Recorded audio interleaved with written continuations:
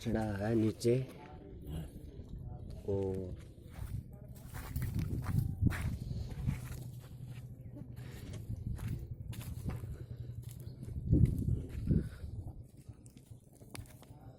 आज भी आई हुई है।